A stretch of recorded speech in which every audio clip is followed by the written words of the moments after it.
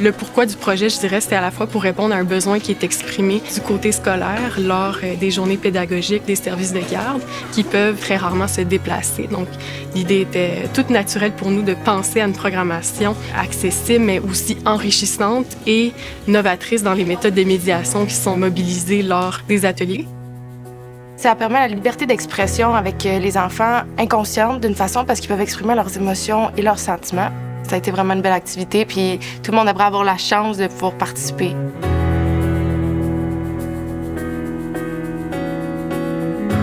Ça touche aussi à notre mission profonde de diffusion et d'accessibilité. Donc, on est toujours en train de penser à des façons différentes, innovantes, de rendre notre contenu culturel, de rendre notre collection accessible au-delà de présenter là, seulement une exposition. Donc, les formules sont très, très variées, là, je dirais même infinies.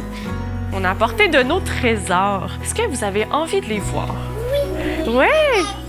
Super! Avant d'ouvrir la caisse, j'ai besoin de savoir si la lumière est bonne dans la salle.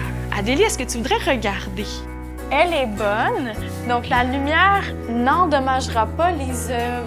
On ne fait pas une activité de la même façon qu'on la ferait ici au musée. Il y a toutes sortes d'impératifs, ce qui fait que la logistique, le déroulement va être différent.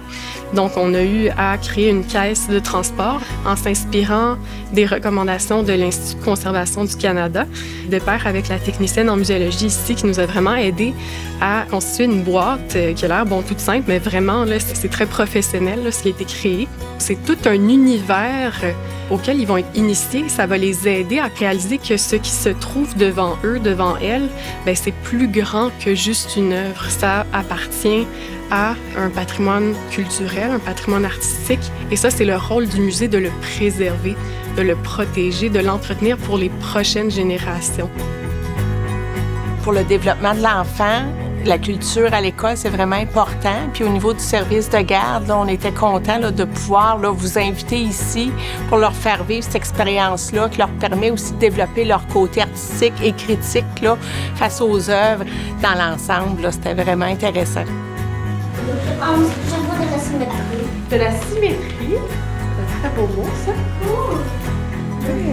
Qu'est-ce que vous voyez ici? Ça me fait penser à un flamant rose, parce que c'est comme toutes les couleurs qui sortent. Ça, le rose, on dirait des corbeaux. Ben écoute, le titre, c'est Corbeau dans le soleil. T'as vu la même chose que la On a aussi remarqué que les enfants aimaient beaucoup apprendre des nouvelles techniques parce que ça leur permettait d'accentuer leur créativité. Nous, on arrive avec des matériaux spécialisés. On va parler d'équipements pour faire de l'estampe, de la gravure, une murale collective. Et ça va aider les enfants à nommer des matériaux propres au langage plastique. Et encore une fois, ça va les aider dans leur parcours scolaire et éducatif. Vous voulez rajouter des étampes d'animaux? OK, donc on met tous les projets sur la table. Est-ce qu'il y a quelqu'un qui aimerait expliquer son dessin au groupe? Oui, qu'est-ce que tu as fait, toi?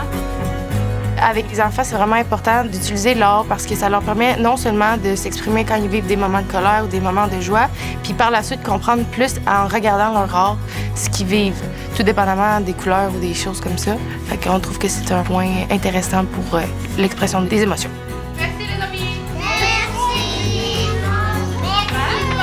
Les milieux scolaires sont friands de programmes culturels de qualité qui sont différents aussi, qui vont ajouter quelque chose de nouveau chez l'enfant, mais quelque chose aussi qui va s'arrimer avec les domaines de connaissances qui vont être mis à profit tout au long de leur parcours scolaire.